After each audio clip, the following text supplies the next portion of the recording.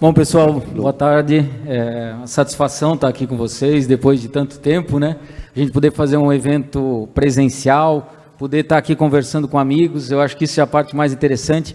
Eu queria, antes de mais nada, deixar claro para todo mundo que está nos assistindo neste momento que a gente vai tentar levar esse bate-papo de uma maneira mais informal possível, mais descontraída possível. Já combinamos a possibilidade de depois, talvez, descer e abrir para a plateia aí alguns questionamentos, porque essa é a nossa intenção, que possamos fazer um talk show interativo e realmente interessante para que todo mundo possa participar e que possa dirimir algumas dúvidas. Então, eu queria, antes de mais nada, que meus amigos aí, Eduardo e Thiago, pudessem dar umas boas-vindas aí para a galera. Bom, pessoal, complementar aí o Roberto, meu nome é Thiago, desejar a todos aí uma boa palestra. Acho que a gente está aqui, que nem o Roberto falou, para contribuir um pouco, levar um pouquinho das vivências que a gente tem no dia a dia e construir alguma perspectiva, dar cenário para vocês aí do que nos espera em 2022. É isso aí. E para a gente começar esse bate-papo aqui de uma forma bem descontraída, eu já vou dizendo para vocês que eu tenho um problema muito sério, que eu falo um dialeto, que eu quero saber quem se identifica com ele aqui. Eu falo confeccionês. Quem aqui trabalha com confecção? Então vocês vão entender bem o que eu estou falando. Se bem que tem uma galera aqui que não trabalha, se você ainda não entrou, dá tempo de desistir ainda, fica tranquilo, tá? Mas para você que tá, a gente vai falar para você que tem como melhorar. E se já tá bom, nada como ficar melhor ainda. Manda lá, Roberto. Bom, vamos lá. Vamos começar a falar um pouquinho sobre tecnologia e inovação. Queria que vocês compartilhassem com a galera que nos assiste nesse momento que tipo de inovação e que tipo de tecnologia surgiu ao longo desses últimos anos. Nós estamos dentro de um ciclo aí de quase 2 anos, dessa bolha, onde muitas coisas foram desenvolvidas, principalmente quando a gente fala de tecnologia, muitas inovações apareceram, seja para você vender, seja para você produzir, enfim. O que veio de novo e o que vocês acreditam que fica de fato e o que vocês acham que não acompanha, na medida que a gente voltar para o presencial. A gente já está aqui hoje num presencial bem mais tranquilo do que imaginávamos que teríamos. Vamos lá. Bom, vamos lá, falando um pouquinho dos equipamentos em si, na indústria de confecção. Basicamente, a gente não tem grandes evoluções em tecnologia muito disruptiva, mas o que a gente está presenciando aí? Presenciando uma melhoria muito grande em processos que já existem. Dar alguns exemplos aqui. Vamos pegar a tear, que é a parte onde você começa a fabricar o tecido. Hoje, antigamente, a gente tinha tear aí com 800 voltas por minuto, hoje a gente já tem tear com 1.000 e poucas voltas, e também com larguras diferentes. Tudo isso para quê? Para melhorar aproveitamento, para dar mais condição da indústria ser mais competitiva. E aí, falando um pouquinho mais do universo de confecção em si, o que a gente teve de grande novidade no mercado, recentemente, um fabricante que a gente representa, que é a Jack, na máquina de costura, lançou uma linha de máquinas IoT, com inteligência artificial. Então, poxa, a própria máquina, ela faz um trabalho de apontamento de tudo que você está produzindo, te dá dados específicos, estatístico, de tempo de máquina produzindo, tempo de máquina parada, quantas peças você conseguiu produzir num turno, e por isso te dá muito dinamismo para a confecção, que acho que isso é o que a gente vai precisar daqui para frente. A nossa indústria, ela precisa ser muito dinâmica, porque tudo isso de tecnologia que a gente está vendo hoje no Brasil já existe no mundo afora. A gente tem um tempinho aí de receber esse equipamento para cá, então a gente sai um pouquinho atrás em tempo de recebimento, mas eu vou dizer que em matéria de trazer as tecnologias, isso a nossa empresa e diversas outras empresas de outros segmentos, a própria Epson aqui, não se furtam em trazer essas tecnologias para deixar o mercado competitivo. Então, eu acho que esse é o grande segredo. São essas pequenas evoluções que garantem a eficiência no dia a dia. Eduardo, você que é o embaixador das confecções, deve ter visto muitas inovações e muitas tecnologias que surgiram ao longo desses últimos 2 anos. O que você pode compartilhar com a galera do que você percebeu, ou você não viu absolutamente nada? Essa cara me deixa preocupado. Vamos lá. Quem aqui tem mais de 5 anos de confecção? Deixa eu ver aqui. Tem uns doidos aqui. Seguinte, há 5 anos atrás da confecção, a gente tinha problema para mandar corte para facção, porque mandava corte faltando viés, debru, etiqueta. Tinha problema assim ou não há 5 anos atrás? Tinha Tinha problema com corte, às vezes modelagem que saiu errada, às vezes você modelou o negócio, aí depois que cortou foi lá, viu, encolheu, só foi depois. Aí, a gente tinha esse tipo de problema 5 anos atrás? Tinha. E hoje? Sabe o que vocês vão ter daqui a 5 anos? Os mesmos problemas. Sabe por quê? Existe uma pecinha fundamental, que é o que faz todo o processo acontecer. Pessoas. Quantos de vocês já não trocaram as pessoas dentro da confecção de vocês? Eu tenho um funcionário aqui, mas esse cara só faz cagada, eu vou trocar. Aí você foi e colocou outro. Ixi, fez mais cagada que o anterior. Você fala, que saudade daquele lá. A questão está nos processos. Então, quando a gente fala em tecnologia, não importa, às vezes, muitas tecnologias que estão surgindo no mercado, e eu vejo muitas tecnologias fenomenais surgindo no mercado.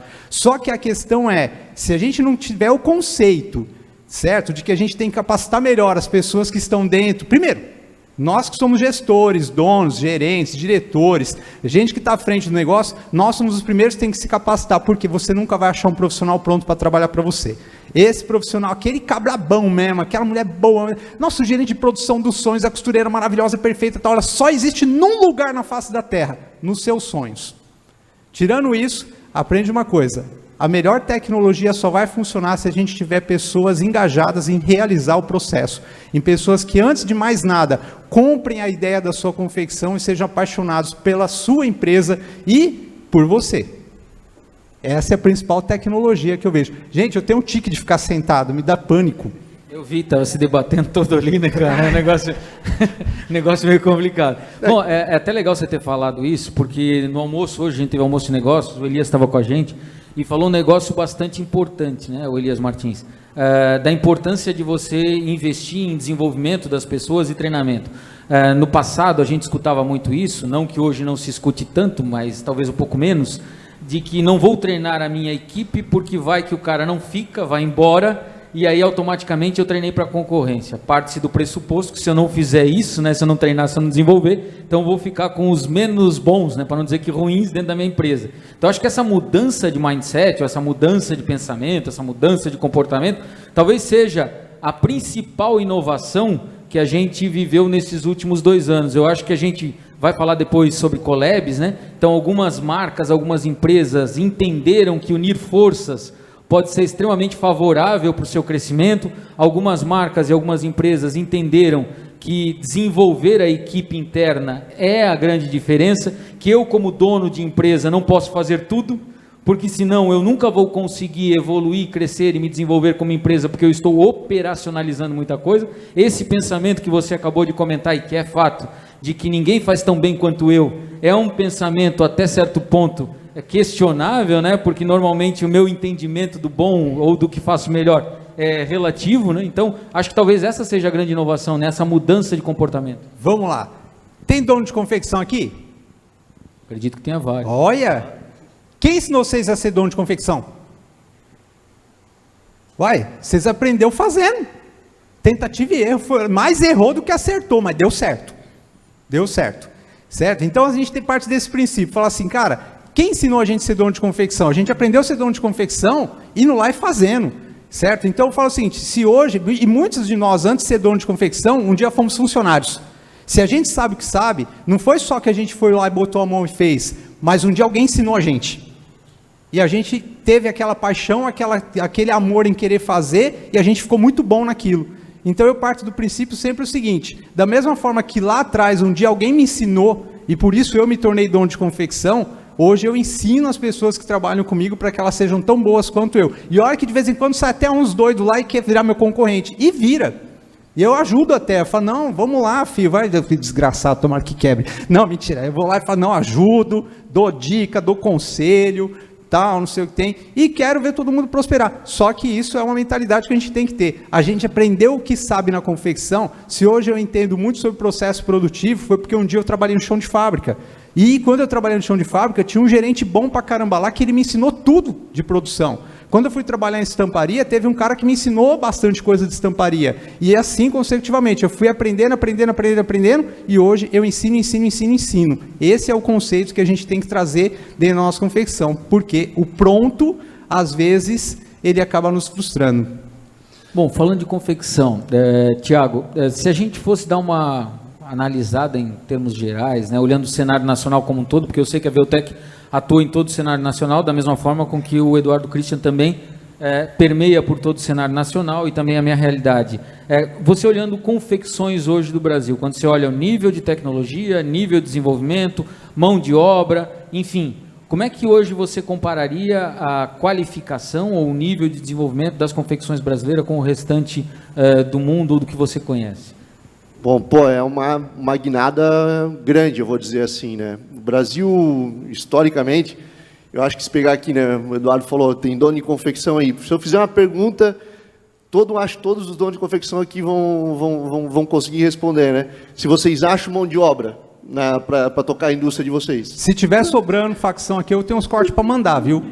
Então, assim, hoje o que acontece, né? Isso não é de hoje. O Brasil ele sofre muito com essa questão de mão de obra. Pode passar aí na frente de toda a empresa, tem lá, contrata-se para determinada função, contrata-se costureiro, operador de máquina ou revisora, enfim. Mas o que mudou? Mudou bastante a mentalidade da indústria brasileira. A indústria brasileira tinha a condição de que, eu vou fazer o quê? Eu vou criar minha marca, eu vou botar no faccionista, se der preço por enquanto, beleza, se não der preço amanhã, tiro dele, o cara quebrou, o problema é dele, eu vou para o outro. Só que, tu não fomenta a indústria desse jeito.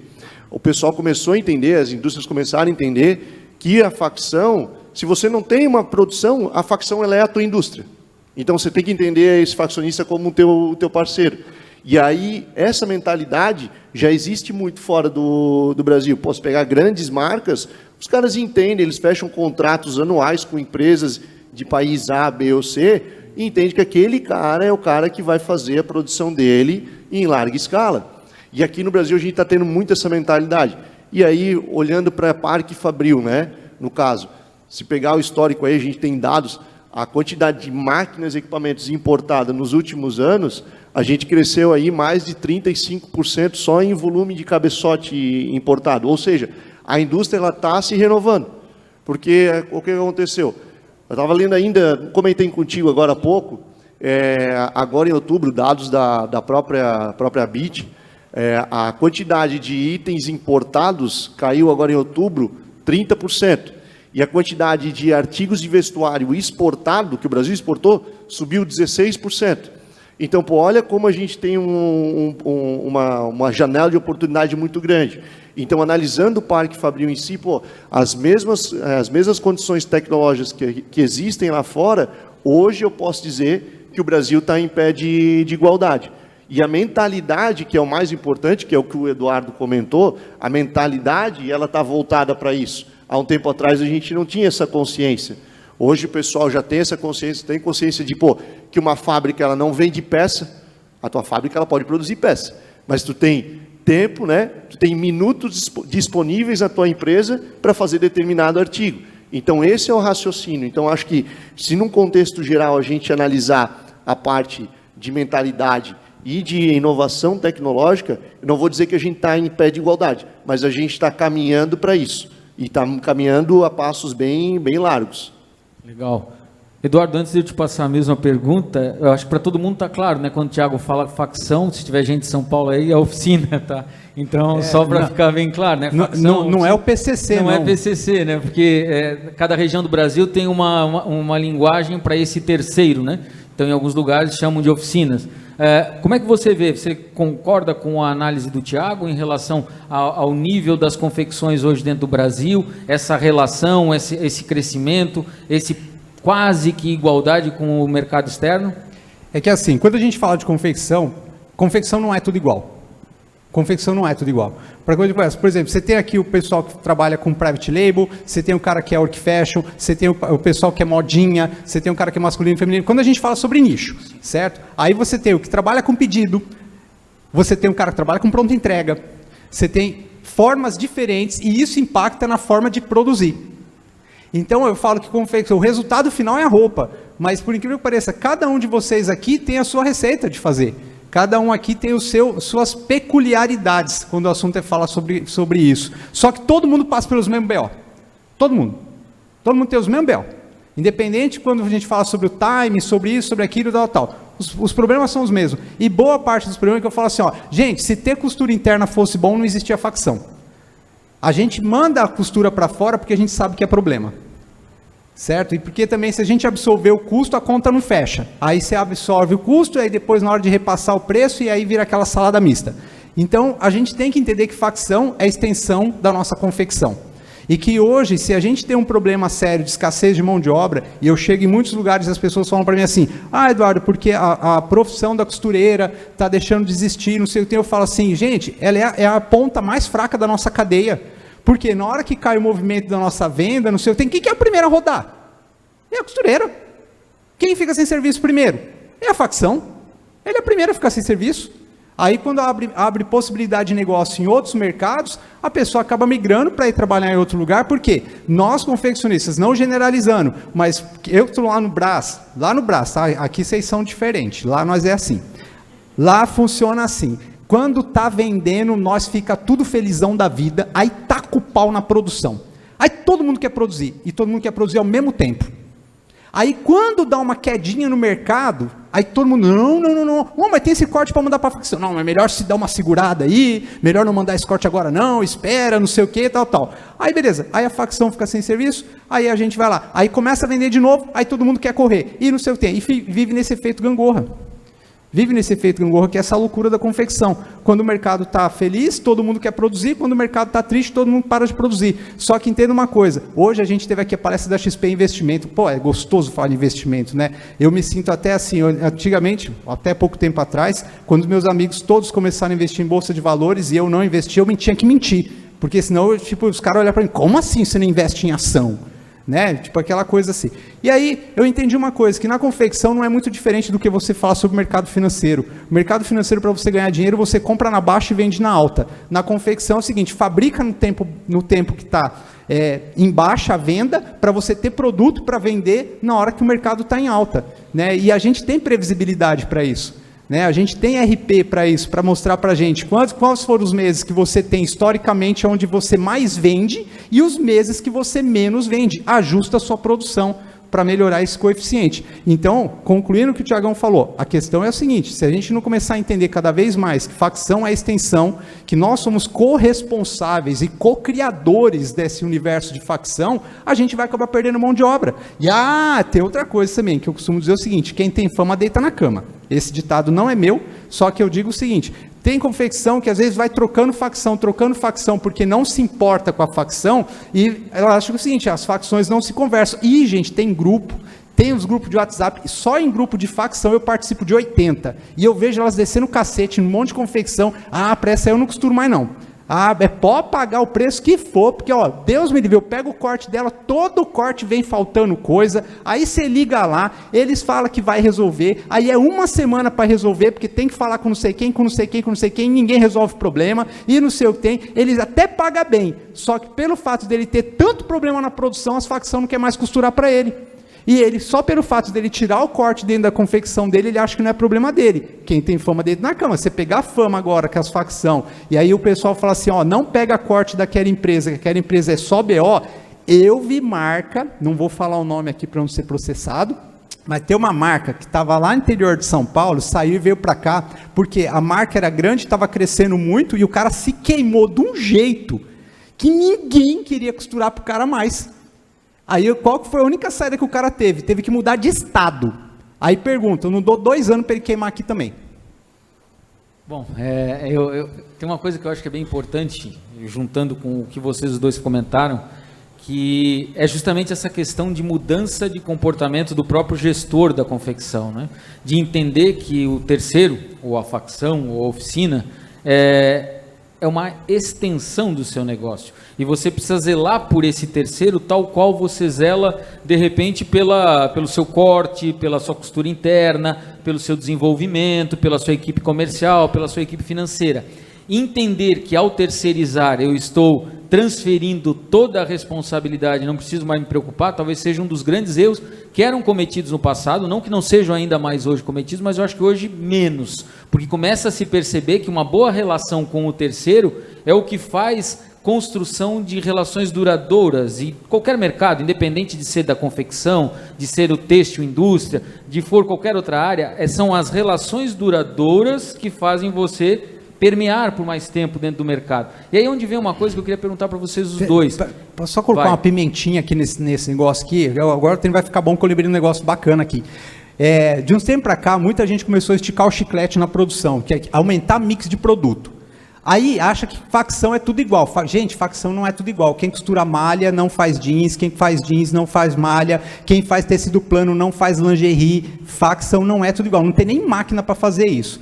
Aí o pessoal começou a esticar mix de produto, aí começa a mandar corte para as facções. É facção! Aí pega um corte de malha, manda para facção. Aí fez um corte de uma peça doida lá, de tecido plano, mandou para a mesma facção que faz malha. Aí ela estava sem serviço, ela pegou o corte só para não ficar parado, mas posso te falar, vai dar merda. Não vai ficar bom, ela vai ficar 2 meses com o corte parado lá, você vai ficar arrancando os cabelos, e você não sabe que muitas vezes a culpa é nossa, porque a gente não olhou primeiro se a facção tinha expertise em fazer aquele tipo de produto. E eu vejo que muitas confecções estão se perdendo nesse meio do caminho, que é assim, tipo, a pessoa era boa em fazer tecido plano, modinha, tal, não sei o que tem. Aí, não, mas agora eu vou fazer saída de praia. Mas aí, já que eu estou fazendo a saída de praia, eu vou fazer um maiô. Não, mas já que eu estou fazendo a saída de praia e maiô, eu vou fazer um biquíni. Mas aí também, já que eu comecei a fazer biquíni, que tal a gente fazer agora uma peça não sei o quê? Aí começa a ampliar o mix de produto, sem ter noção do que as facções ali dão conta de fazer. Isso dá cada BO. Já começa dando BO dentro da produção, porque a tua estilista é boa em fazer determinado tipo de produto. Aí você quer começar a inventar moda, a tua estilista não dá conta, o teu piloteiro fica doido, aí você fala assim, só tá dando BO na minha produção, porque parece que as coisas tudo travou aqui. Não, quem travou foi você que quis inventar coisas que as pessoas não estavam acostumadas em fazer. Aí já começa por aí. Aí parte, quando chega esse problema lá na facção, é onde você vai ver que a bomba estourou. Porque vai estourar lá na facção. E quem paga o pato sempre é o que está fora, não é o que está dentro. Por isso que só complementando, por isso que é tão importante essa proximidade de quem gera o serviço para quem de fato está fazendo. A gente tem alguns cases aí de clientes que o pessoal começou a entender assim, eu preciso melhorar a eficiência do meu parceiro. Então, vamos lá, vamos junto, vamos entender qual é o ciclo produtivo dele, qual é o gap, qual processo ele está deficiente, para a gente junto melhorar. Muitas vezes o que o Eduardo falou aqui é verdade. A facção, quem está lá no dia a dia costurando, é a ponta mais fraca. Mas, como é que você vai dar condição dessa pessoa ser produtiva, ter um ofício que remunere ela bem? Você, vamos falando assim, você é o confeccionista, né? O confeccionista tem que chegar na facção e falar, beleza, vamos caminhar junto então.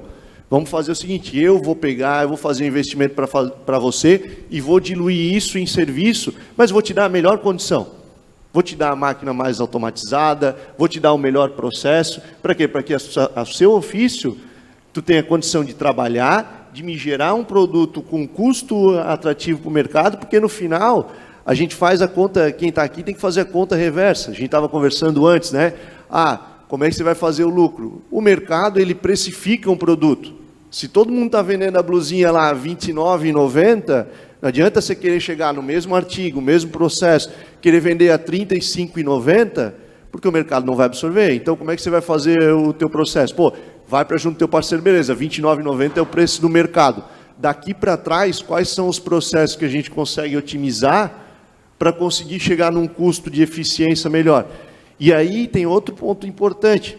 Quem aqui é de estilo? Quem trabalha na área de estilo? O pessoal de estilo tem um ponto importante nessa construção. Porque não é só você fazer o design de um produto, né? O produto, para ele ser um baita de um produto, ele tem que ser vendável. Então, na hora do profissional de design, ele fazer a peça, ou construir esse croquis, você tem que entender, beleza, na hora de produzir, isso aqui vai ser viável financeiramente, produtivamente? Porque não, daqui a pouco você põe um processo lá que ele leva quase 40% do tempo de construção de toda a peça. E aí vira um gargalo, tu não atinge custo. Então, o pessoal de estilo tem que andar muito junto com a engenharia de produto para fazer um produto com um apelo comercial, vamos dizer assim, uma tendência, ligado à tendência, mas efetivamente produtivo. Eu acho que essa é a grande sacada. Eu vou um pouco mais longe, até pela experiência que eu tenho com equipes comerciais, né, tanto da indústria têxtil como de outras indústrias.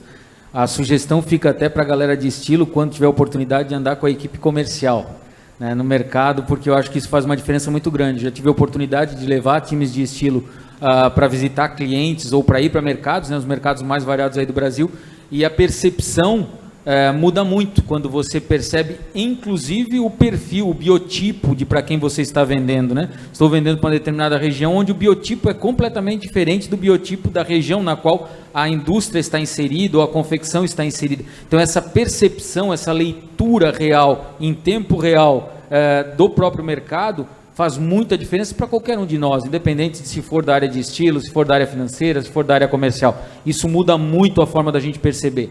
Eu vi durante todos esses últimos 2 anos, vai lá, né, desde o começo do ano que vem, do ano passado, desculpa, né, começo do ano que vem é de violento, né, do ano passado, muitos movimentos colaborativos. No começo, eu confesso para vocês que eu não botei uma fé muito grande, porque a gente conhece a indústria têxtil já há 30 anos, então sabe que ela é bastante conservadora em algumas coisas. Mas eu percebi alguns resultados muito positivos com relação à Collabs. E até de empresas que me surpreenderam, marcas consagradas, empresas aí quase que centenárias se conectando e se unindo com empresas jovens. Inclusive aqui dentro do ANDM, se não me falha a memória, amanhã ou na quinta-feira nós vamos ter aí Cataguases com a Dalila falando sobre isso. Como é que vocês avaliam a questão dos collabs? Se vocês acreditam nesse movimento dentro das confecções, dentro da indústria têxtil, e se vocês recomendam esse tipo de comportamento, se é uma tendência, ou foi só uma, vamos dizer assim, uma alternativa para driblar o momento da pandemia? Como é que vocês veem isso? Bom, vou falar rapidamente aqui algumas experiências que eu estou vendo aí pipocando pelo mercado.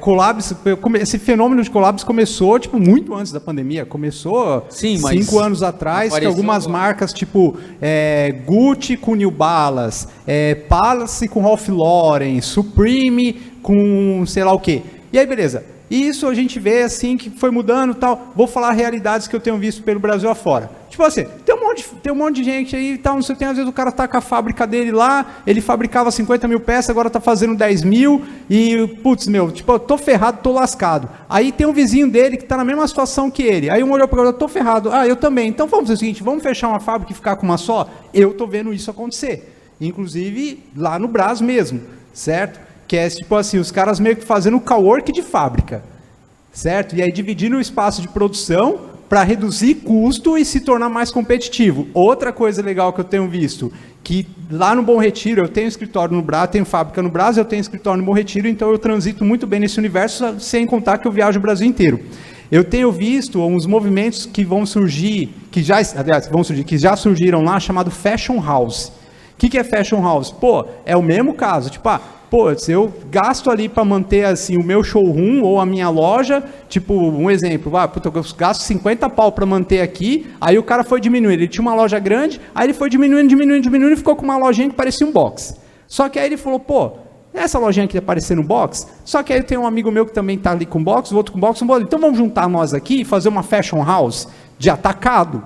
Só que aí estão surgindo esses movimentos de fazer lojas grandes, certo? Só que como se fosse multimarca de atacado, que é uma collab. E isso já está acontecendo em vários lugares do Brasil. Tipo, lá no Bom Retiro, vários showrooms estão abrindo com esse conceito de fashion house.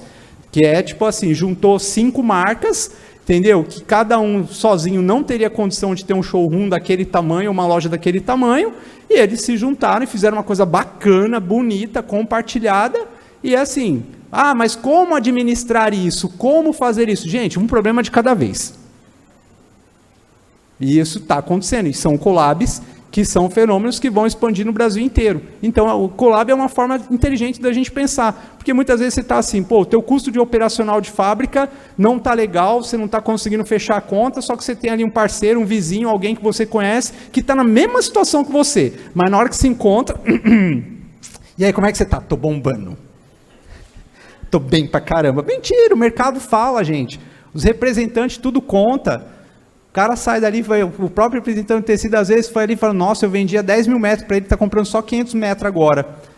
Aí assim, o mercado se fala. Então não tenha vergonha às vezes de você querer falar para o outro que você não está bem. Às vezes é necessário a gente conversar. E aí nesses movimentos eu vi nascer fábricas compartilhadas lá no Brás, que olha só, no Brás, cara, nascendo esse movimento. Certo? Estou vendo esse movimento nascer em Minas Gerais, ali na região de Belo Horizonte também. Vi esse movimento nascer em Goiânia e é uma coisa que eu vejo que vai bombar por aí. Collab de fábrica, collab nessa questão de loja na hora de vender. Porque se você parar para analisar, o que é o marketplace? O marketplace é isso, junta um monte de gente ali para vender. Pô, e por que a gente não pode fazer isso no mundo físico? É a mesma coisa, às vezes você trabalha com representante comercial. Você acha que o representante comercial vende só o teu produto? Vende não, bobão. Ele vende um monte de gente. Aí ele sai com 10 malas diferentes. Não é mais fácil sair com 10 malas de amigo seu, tudo pessoa conhecida? Aí que tá, é uma questão da gente enxergar o mercado de uma forma diferente. É bem isso, e tu acaba trocando experiências, né? A soma eu acho que pode somar bastante deficiências um do outro e somar para positivo. Eu digo, o cara tem uma deficiência produtiva ou tem expertise em produção, ou vice-versa, no comercial. Então, eu acho que a gente acaba somando essas colaborações, acabam somando isso, você potencializa tudo que tem de positivo na relação entre duas empresas. E aí, olhando para isso, para a questão de marcas, mas se a gente olhar também para a questão até de concorrência, o que o próprio Eduardo falou do Brás, recentemente no Brás, foi inaugurado aí a Denim City, a Maria José esteve aqui, inclusive. Pensa num espaço, sei lá, de quantos mil metros quadrados, a gente tem o nosso showroom lá, mas basicamente os grandes players de tecido de jeans estão todos no mesmo espaço. Por quê? Mas se juntaram para fazer algo maior. Para quê? Para fazer o conceito do jeans nacional. Então, independente se o Roberto compra de mim ou compra do Eduardo, não, a gente quer que você vá lá para esse espaço para a gente trocar ideias para construir uma identidade de um produto nacional. E eu acho que isso que é o importante, eu acho que isso que traz o benefício, né? Construir uma identidade para a nossa indústria, para o nosso segmento confeccionista. Eu acho que isso a gente tem muito a compartilhar nessas colaborações. Legal. Antes de eu abrir aí para a gente fazer um bate-papo com a galera de algumas perguntas, eu queria... vamos criar uma situação. Comprei uma confecção, né? Eu sei que você vai dizer coitado, mas beleza, comprei uma confecção. E eu encontro vocês os dois na condição de consultores aí para me prestar serviço. Eu quero tirar o máximo de performance da minha confecção. Eu quero chegar no máximo de performance com a confecção que eu comprei. Que tipo de análise vocês trariam, né, para me ajudar, dizendo aonde eu deveria focar? Eu acho que talvez essa possa ser uma dúvida da galera ali. Como é que eu faço para ter a melhor performance na minha confecção? Vou começar com o Thiago. O que eu faria? O que você me sugeriria, Thiago? A primeira coisa, eu acho que é importante tu avaliar a capacidade produtiva do teu parceiro, entender quais os processos que ele consegue fazer já com excelência e quais os processos mediante aquilo que tu está pretendendo a produzir lá, que é o que o Eduardo falou, né? Eu comprei uma facção, mas o cara fazia camiseta, eu quero fazer moletom. Beleza? Opa, peraí, da camiseta para o moletom tem similaridades? Tem, mas tem algumas diferenças técnicas. Então, a primeira coisa é avaliar se esse parque fabril, beleza, a condição de produção desse cara está ok, qual o gap que ele precisa ser preenchido? Ok, vamos preencher esse gap. Agora, esse cara, ele tem a condição de assumir o volume que eu tô me propondo? Não, vai precisar de investimento A, B, C. Eu tenho a condição de ter um gestor para tocar esse negócio? Então, acho que esses são os dois pontos iniciais, né? Tu analisar a estrutura do negócio em si, ver quais os processos que precisa melhorar, porque no final das contas é o seguinte, está comprando uma unidade produtiva para te gerar um produto com um custo para tu distribuir no mercado. Então, aí é o grande X da questão. Olha muito bem qual é a condição produtiva desse parceiro. Eduardo. Vamos lá. Se você comprou uma confecção e não entende nada de confecção, você morre em menos de um ano. Okay. A segunda questão entende que confecção não é uma empresa, são duas. Uma que produz e outra que vende. O problema é que quando a gente produz e vende, a gente mistura a razão e a emoção o tempo inteiro. Então, o que a gente tem que fazer? Cara, departamento comercial separado, não importa se você trabalha com representante, se você tem loja de atacado, você tem que entender que o conceito é 2 empresas. Um é o que vai vender e o cara que vai vender acaba puxando a produção. E o contrário também funciona. Quando a produção começa a puxar muito, ela ataca fogo no comercial. Então você tem que entender que a sua confecção são 2 empresas. Uma com planejamento de produção e uma com planejamento de venda. Porque quando a gente fala assim, ó, como que começa um planejamento de produção? O planejamento de produção começa na venda. Se eu não sei quanto eu vou vender, se eu não sei o quanto eu quero vender, como é que eu vou planejar uma produção? Aí é onde começa o problema de planejamento dentro de confecção. Por quê? Porque fica o tempo inteiro razão e emoção. Ah, mas e se eu fizer e não vender? E se eu vender e se não fizer? E se não fizer? Aí se não sei o quê? E se não sei o quê? Aí você não consegue planejar nada.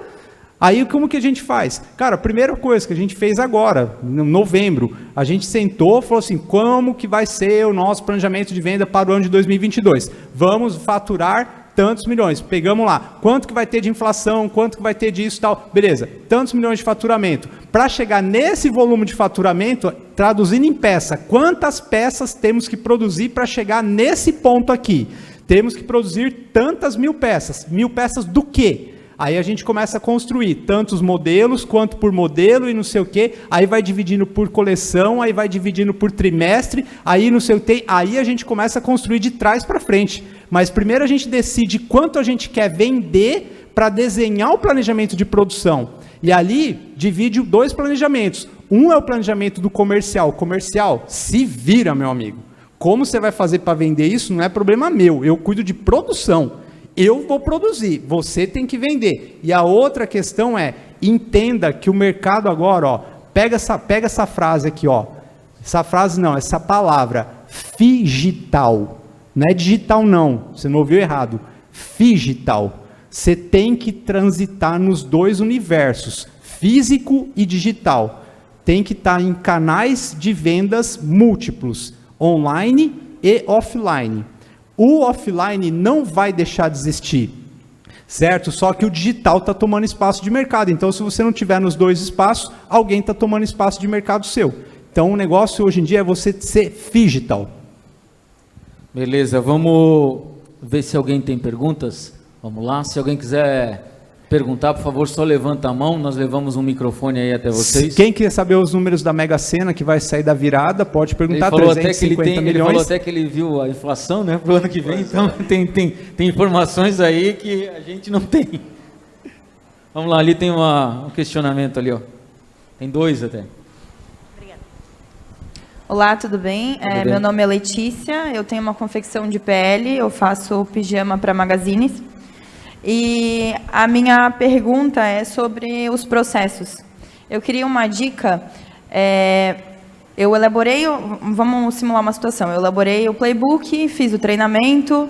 Eu quero uma dica para manter aquilo ali, todo mundo engajado, para estar sempre fazendo e seguindo aquilo ali. Como é que eu faço esse playbook ser intuitivo e que todo mundo bote embaixo do braço e siga aquilo ali?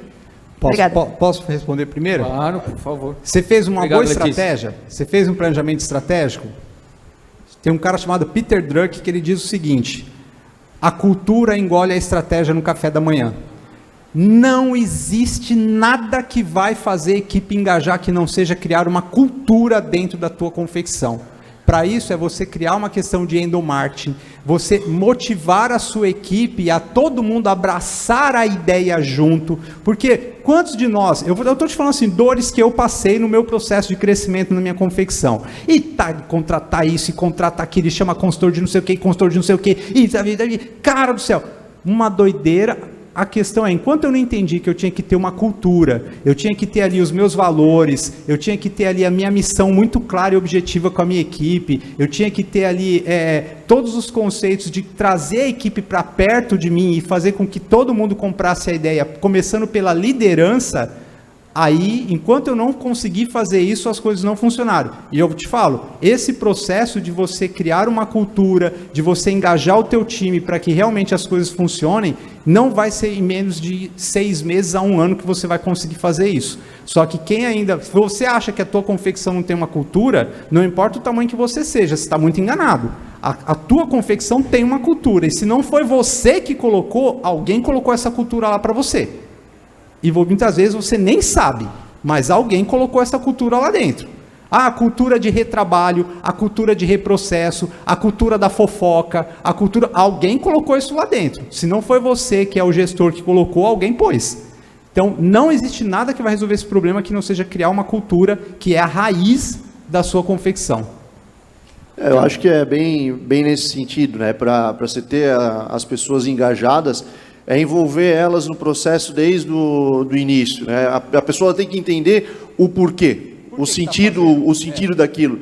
A gente pegar uma tarefa e simplesmente fazer, faz, né? Não, mas vou fazer até onde eu achar que eu estou motivado para fazer. Agora, faz porque vai desdobrar isso aqui, a gente vai conseguir posicionar o mercado, posicionar o produto no mercado nesse sentido, vai gerar maior participação, gera um faturamento maior, gera um crescimento para todo o setor e, possivelmente a promoção para A, B, C ou D. Agora eu entendi o porquê.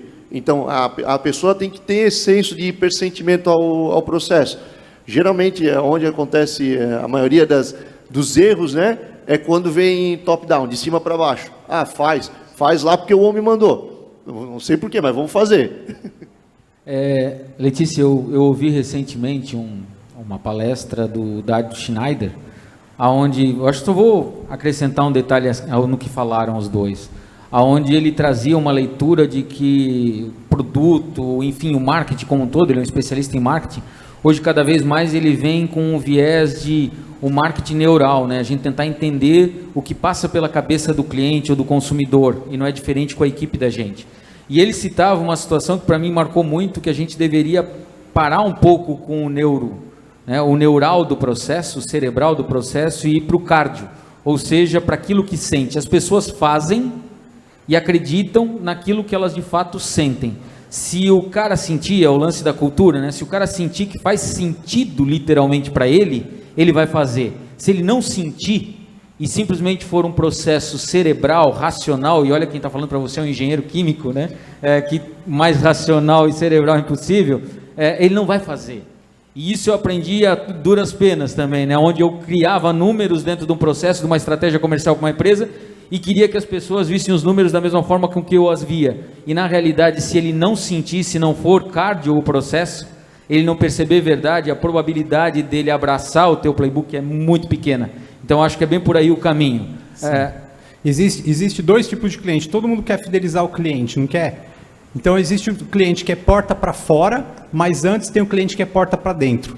Então, primeiro a gente tem que fazer para o cliente porta para dentro, que isso vai automaticamente refletir o cliente porta para fora. Sem dúvida. Temos tempo para mais uma pergunta? Como é que está o tempo lá? Ainda temos... Última pergunta. Manda a pergunta do 1 milhão aí. Mais alguém lá atrás, ó. Vamos fazer vamos caminhar um pouquinho.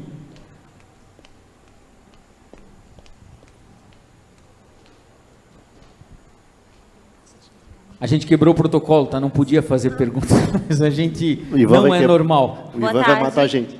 Boa tarde. Na verdade, o meu questionamento é referente a um problema que a minha mãe, que trabalha como costureira toda a vida, ela enfrenta com empresas que traz o serviço para ela. Ela tem muito problema de pessoas que não querem pagar. Ela normalmente arruma o fuste dos outros. Todo mundo sabe, eu acho que é fuste, né? Sim. Arruma o fuste dos outros, a empresa não quer pagar. Aí vem com um lag lá para ela fazer a custo de 50 centavos, que ela trabalha dias, dá R$200. Como é que vocês trabalham na precificação da peça? Todos vocês têm um sistema, que eu já trabalhei com empresa que tinha sistema que fizesse? Ou como é que vocês indicam para as pessoas que estão começando, os pequenos, minha mãe atende mais os pequenos, a precificar o custo de cada peça confeccionada? Legal, obrigado. Você sabe o que é fush? Não, você é de São Paulo. Só vi aquela cara de paisagem assim, né? Tipo, o que eles estão falando de fush, né? Fush é lambança, erro. Isso é um lance mais germânico dialeto, aqui da região, tá? Um dialeto. É a cagada dos outros, né? Que conserta a mãe dela, né? Mas até vou aproveitar esse gancho, que isso é bem pertinente. né? A gente tem visto isso recorrentemente, ultimamente, aqui não só aqui em Santa Catarina, mas no Brasil todo. A facção, ela sempre acha, ou sempre, né, tem no intuito aqui que, está pagando muito pouco, mas tem que ter na noção algo bem importante, assim. Geralmente as empresas que prestam ou que geram o serviço, eles fazem, a gente conversava aqui, eles fazem a ficha, fazem o croquis do produto e fazem com base em custo-minuto. E aí entra uma parte muito importante, que é a parte de maquinário. Uma coisa é você fazer a elaboração do teu custo numa máquina eletrônica, numa máquina de alta rotação, que geralmente é o que a empresa faz. Para minha pilotagem eu vou comprar o que tem de melhor. E aí o problema é o seguinte, o cara faz o custo-minuto daquela peça no que tem de melhor. E aí a realidade da facção é outra. Né? É outra realidade. Às vezes é a facção que já tem o equipamento há muito tempo, né? Por isso que a gente fala dessa questão de ser mais próximo do faccionista, da oficina em si, né? Porque você vai fazer o custo-minuto em cima de todo um parque tecnológico e chega no teu parceiro, ele não tem essa condição. Aí tem que ter essa sensibilidade de quem está fornecendo o serviço ir lá na facção e entender. Beleza, eu estimei esse custo-minuto aqui, mas do jeito que, nas condições que essa facção tem para me produzir, eu não consigo.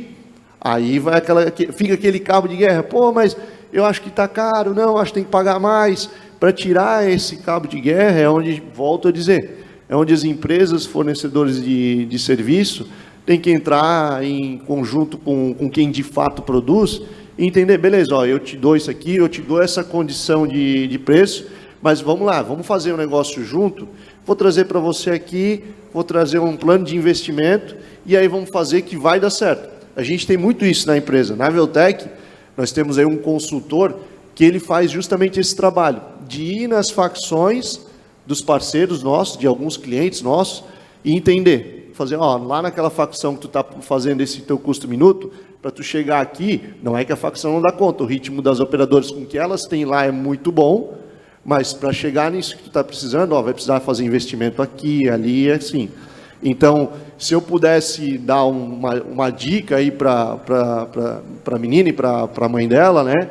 Eu acho que vale muito a pena perguntar para a facção, para quem está gerando o serviço.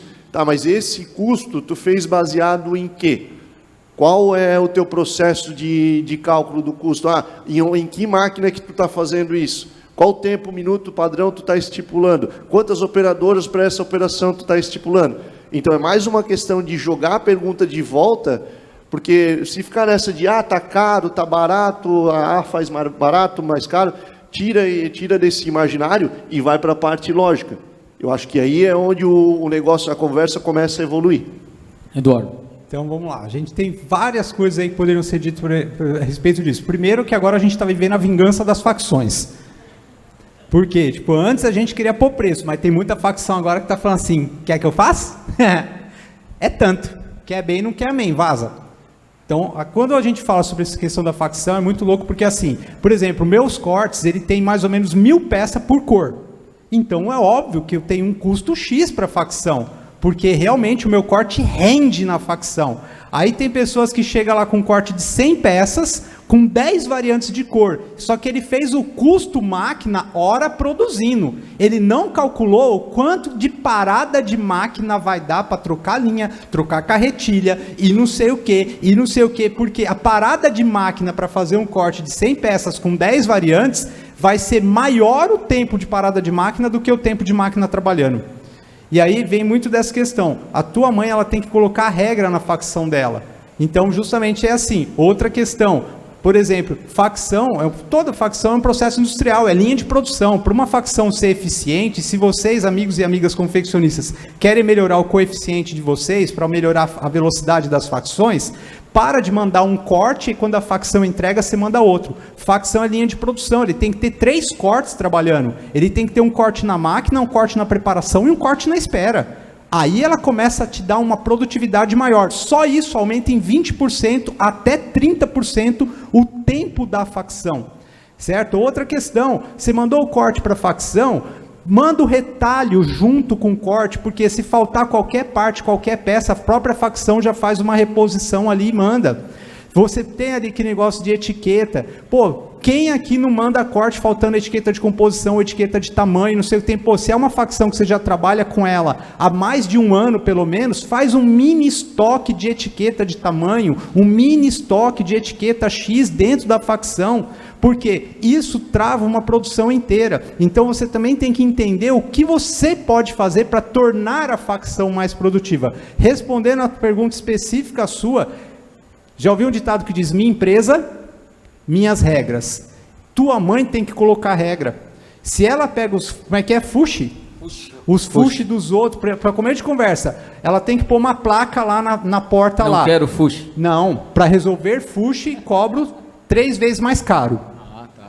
É a primeira, ó, ela vai colocar a tabela de preço lá. Se for bucha, 3 vezes o preço. Se for semi-bucha, preço normal. Se você for virar meu cliente, você for mandar mais de um corte, aí eu deixo você pôr preço no meu negócio.